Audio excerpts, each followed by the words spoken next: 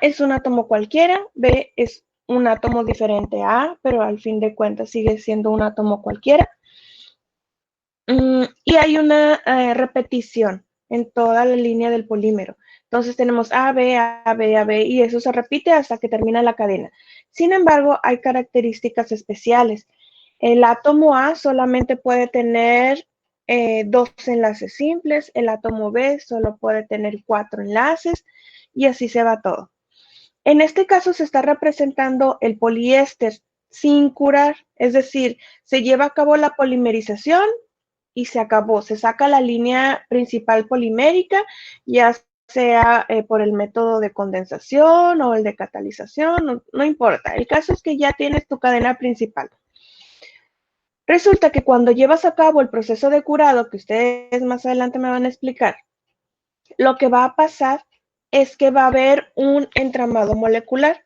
El proceso prácticamente está haciendo una formación de nuevos enlaces, pero no enlaces cualquiera, sino que está creando una nueva interacción con el azufre. Ojo, no nada más con el azufre. Ustedes van a encontrar después que los curados, aun cuando llevan a cabo el mismo proceso o un proceso similar, hay diferencias entre diferentes, procesos. Una de las diferencias son los átomos de azufre. Lo puedes hacer con otros tipos de átomos. Sin embargo, hay una característica que debe de predominar, y esa característica es que el átomo que le vas a agregar debe de ser electronegativo. En la segunda imagen, nosotros estamos viendo un esquema del polímero ya curado, y lo que estamos viendo es la representación de un entramado molecular. Cuando vemos esta representación, ¿me pueden decir si el entramado es laxo o si es denso? Ricardo, por ejemplo, dime, ¿cómo es?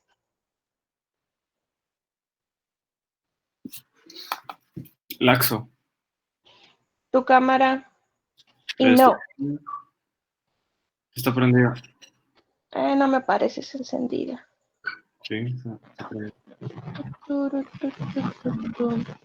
Bueno, no es laxo.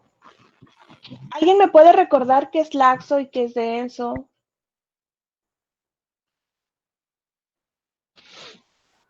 El laxo De sería eso, cuando... Dile tú si quieres, Daniel. ¿no es cuando está como muy enredado o algo así? De No, ramificaciones. no. Bueno, entonces el laxo sería cuando no hay suficiente entramado pues, molecular. O sea, quedan muchos espacios con los cuales nuestro, en este caso sería polímero, se podría decir. Bueno, sí es polímero. Pues es más fácil que falle pues con un entramado laxo, y generalmente se trata de elastómeros. Y a diferencia de un entramado molecular fuerte, que se trata de termofijos, y pues estos aumentan mucho más las características de un polímero. Ok, muy bien. Entonces, si vemos esta representación, ¿cómo me pueden describir propiedades mecánicas de este material?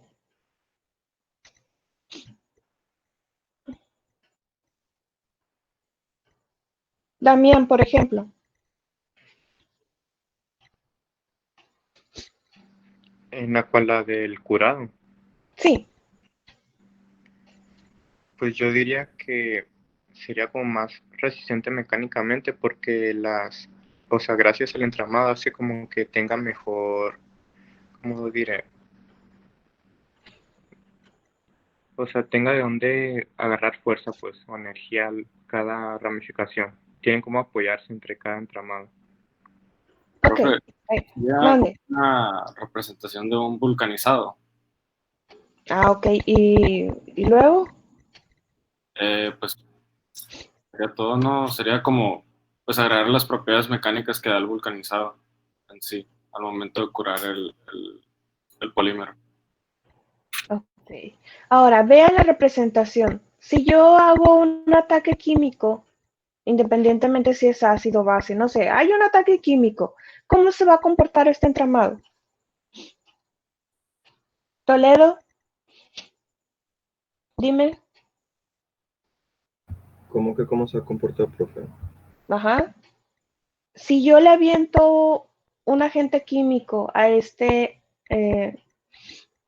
polímero con este entramado, ¿qué va a pasar?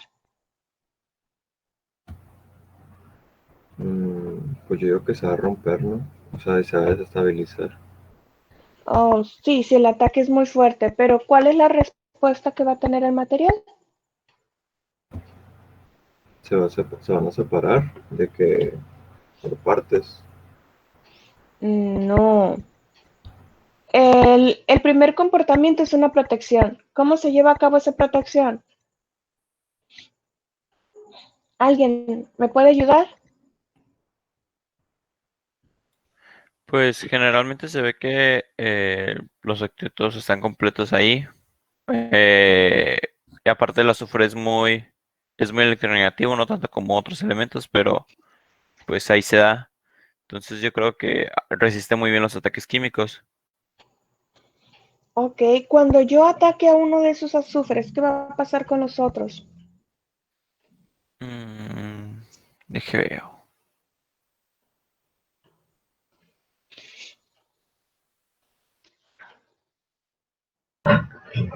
Pues yo pienso que, por ejemplo, los A se van a separar y los B se van a quedar con el azufre porque pues es más electronegativo, pero como el A nomás está sujeto al B, entonces hace como que, bro, Ok, pero antes de eso, si alguien empuja a tu amigo, ¿qué haces?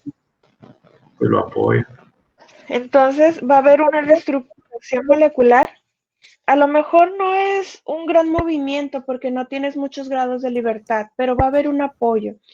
Cuando ya no es suficiente esa defensa, ahora sí va a haber una descomposición. Entonces, vemos esta resina, se parece a la de la clase anterior.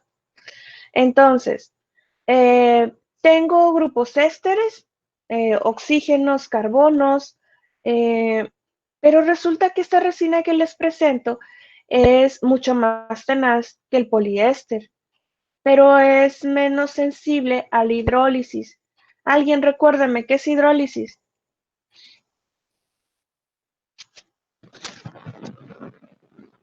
Más resistencia al agua. Ajá, que va a haber un rompimiento. Entonces, viendo esa estructura química, ¿por qué o cómo me pueden fundamentar que es mucho más resistente que la resina de la clase pasada? Sigue teniendo grupos éster, el otro también.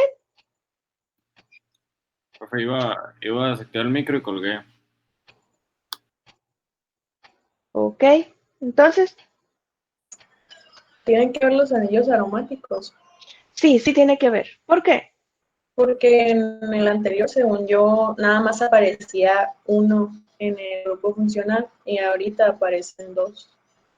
¿Y por qué son importantes los anillos aromáticos?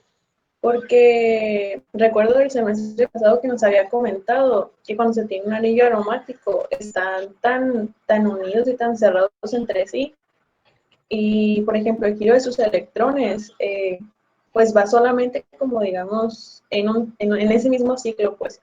Entonces es muy difícil sacarlos de ahí, por lo que estaría mucho más protegido y menos interesado en decir, voy a deshacer mi enlace para, pues en este caso, unirse con las moléculas de agua. Entonces, de una forma extremadamente simplista, podemos decir que la conjugación de los dobles enlaces, de los átomos electronegativos, su posición y el espacio que hay entre cada uno de ellos es un refuerzo o una forma en la que la molécula se defiende contra ciertos ataques. Este está mucho más protegido que la molécula anterior. ¿Me pueden decir cuál es la más cara?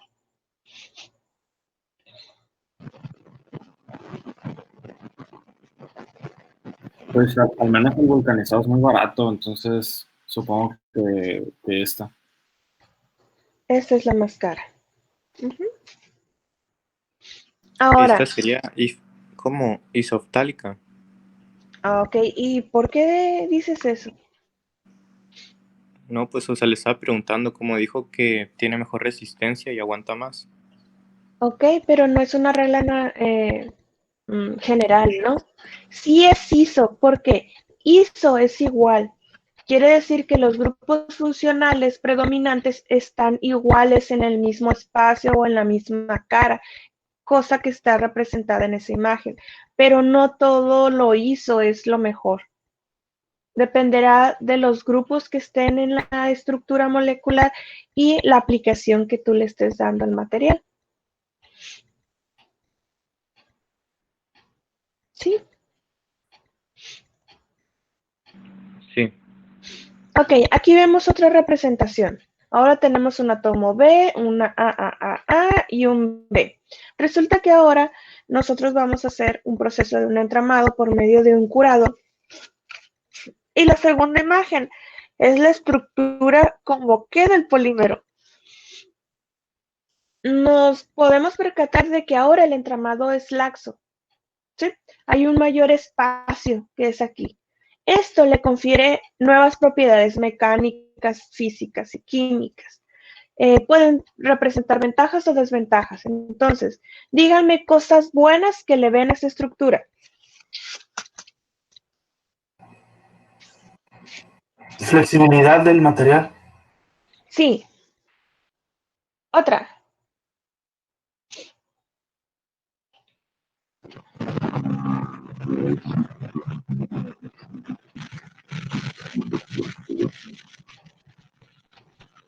Coronado.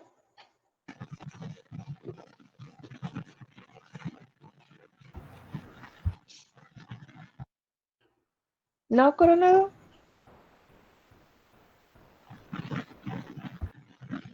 Resistente a ataques químicos. Es buena. No, no es tan buena como la anterior.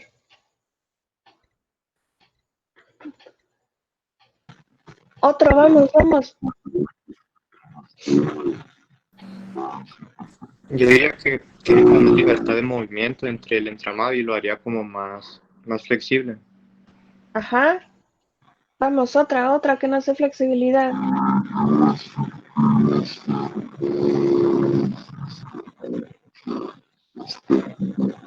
Menor densidad.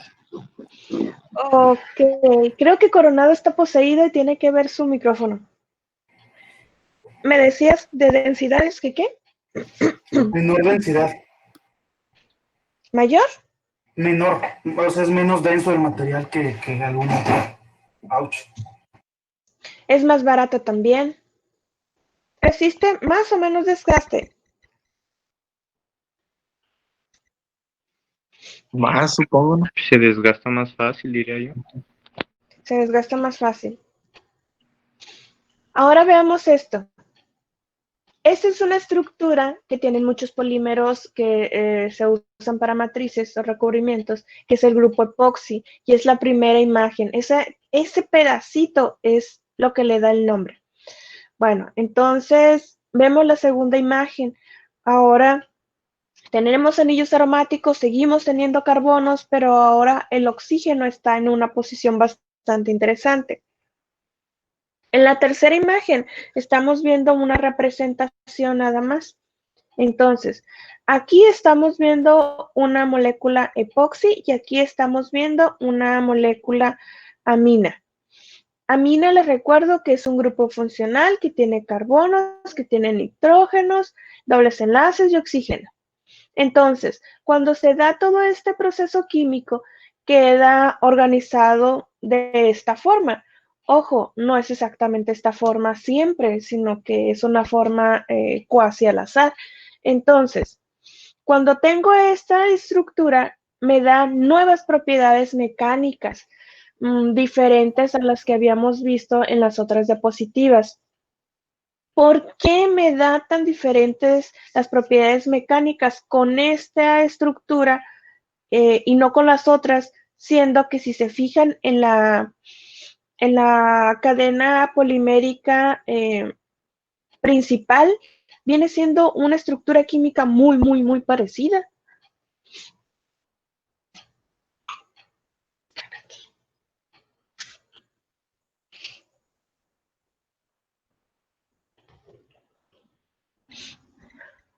Vamos, vamos. Topete. A ver. No, tiene que ver con el que pues, se le agrega el endurecedor ese que dice. Que puede Ah, por sí mismo proporcionarle calidez. no, pues sí, pero ve la estructura, analízala.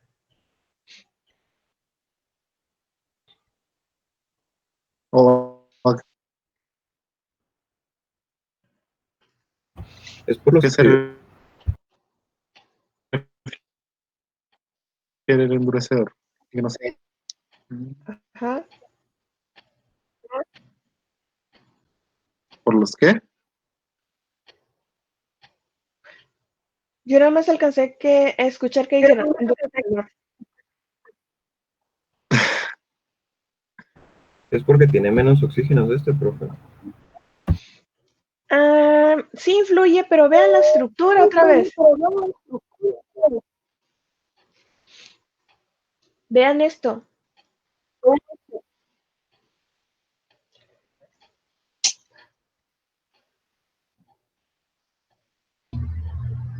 No puede ser de que, por ejemplo, se entrelazan dos en uno así, y luego de que de los que salen puede agarrar otro y así. Ok, ahí tienes razón. La organización es igual y estructurada como los polímeros anteriores. No, No, este es un poco entrópico. ¿Y qué tiene que ver eso? Va a haber el mismo refuerzo en todas las zonas. no. No, va a haber puntos muy débiles y va a haber puntos muy fuertes. Ahora, véanlo. ¿Se puede decir que tiene alguna característica elastomérica? ¿O podría tenerla? Pues digo que sí en algunas partes, no, no sé si está No, reconociendo. Porque está usando un Sí. endurecedor, entonces no creo. Ahora, ataques químicos. ¿Va a soportarlos en todas las partes? ¿Igual? No, no. No. No, Por este tipo de estructura desorganizado. En los otros casos, en las representaciones que les mostraba, eran como soldaditos, todos agrupaditos, igual no perfectos, pero sí tienen una estructura para defenderse. Este no. Ahora, hablando de las resinas que son curadas, ¿por qué se hace este proceso? Ustedes en su tarea van a encontrar que tienen ciertas cualidades interesantes de formas industriales o de formas químicas. Por ejemplo, son buenos adhesivos, tienen buenas propiedades mecánicas, tienen muy buena resistencia a microfisuras o fracturas, algunos resisten muy bien la fatiga, otros se pueden degradar con el agua, si así lo quieres, otros no se degradan con el agua, unos soportan radiaciones ultravioleta, otros no, dependerá de cómo tú lo diseñes. Y la mayoría tienen una resistencia contra un envejecimiento. Ese envejecimiento puede ser de varios factores, por la luz, por la degradación contra el agua, eh, por una descomposición térmica, etcétera, etcétera. Es por eso que es tan interesante este tipo de estructuras en la industria. Ahora, veamos esta. Resistencia a la tracción, obviamente en megapascales, contra tres diferentes tipos de polímeros. Poliéster, vinilester y el epoxi, que son los polímeros que hemos estado viendo. Ellos se han estado trabajando 7 días a 20 grados centígrados y en otro proceso 5 días a 80 grados centígrados. ¿Alguien me puede analizar esa gráfica?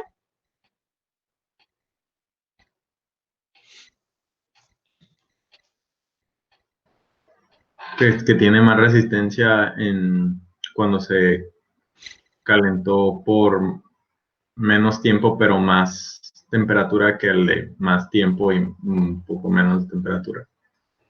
Ok, tienes razón. ¿No les resulta un poco contradictorio el hecho de que en 5 horas le metas 80 grados centígrados contra 7 días a 20 grados centígrados? ¿Por qué obtiene buenas características, en este caso resistencia a la tracción, si estás disminuyendo considerablemente el tiempo en un tratamiento térmico?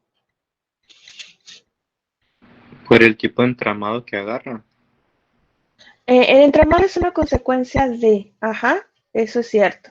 Pero ¿por qué va a agarrar ese entramado?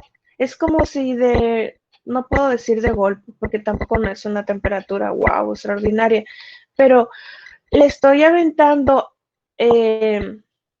una mayor temperatura de golpe en 5 horas y en el otro caso, pues lo chipileo, le doy temperatura, no manejo estable y todos son felices y contentos. No debería ser que las mejores propiedades mecánicas la adquiere el proceso de 7 días. Sí. Entonces, ¿por qué no pasa eso?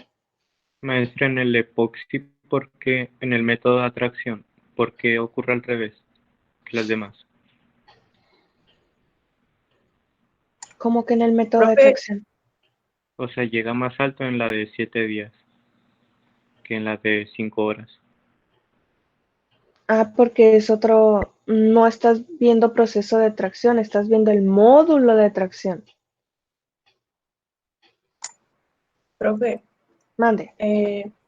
¿no sería por lo que nos dijo que cuando lo tenemos 5 horas estamos controlando muy bien las condiciones? Por ahí vas. ¿Qué condición es fundamental para adquirir esas propiedades? El tiempo, la presión y no recuerdo la otra. Temperatura. Ah, ok. Esas tres Entonces, entonces. ajá. Entonces, ¿se acuerdan que les había dicho que debemos de pasar un umbral de energía para poder romper o hacer enlaces?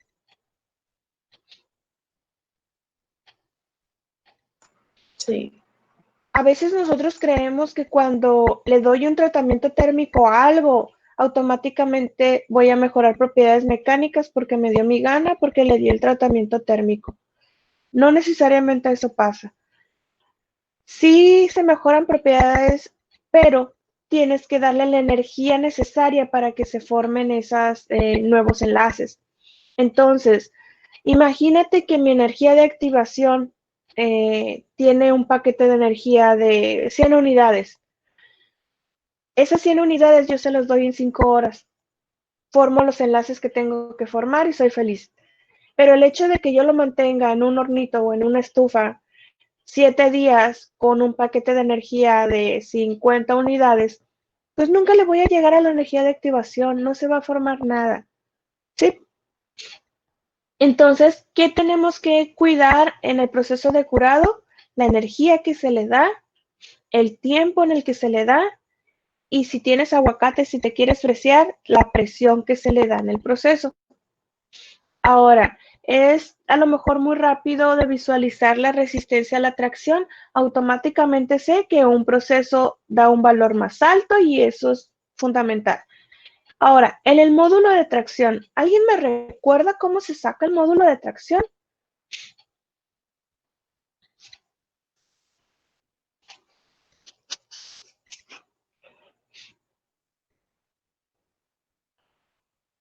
Durón, ¿te acuerdas?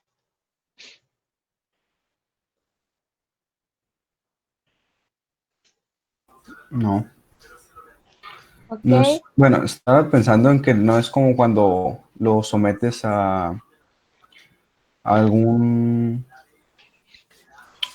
o sea, algún trabajo, ¿qué tanto puede llegar antes de alguna deformación o algún daño permanente? Ok, eso es el punto de excedencia. ¿Alguien que me pueda apoyar con eso? La clase pasada lo mencioné. Cuando vimos las gráficas de esfuerzo contra deformación, ahí estaba. ¿No es lo del módulo de Young? Ahí vas, ahí vas. Y luego, Pues no es cuando se pone así para, o sea, digamos, se empuja para ver cuánto resiste, así de que una deformación. O sea, como la tienes la gráfica, idea. Ajá. como es la gráfica que puso de que no, que esta es la, digamos, elasticidad, cuánto resiste, cuánta, digamos, presión resiste antes de que se deforme y luego ya cuando se rompe. Ok, prácticamente estamos haciendo una relación del esfuerzo que se le aplica a un material contra la deformación que va a tener. Entonces, a lo mejor a algunos nos cuesta un poquito de trabajo visualizar cuál es la mejor opción. Solo tienes un número que vas a dividir entre otro número. Entonces, es el esfuerzo sobre la deformación. Si el esfuerzo es muy grande, el módulo, ¿cómo me va a dar? ¿Grande o pequeño?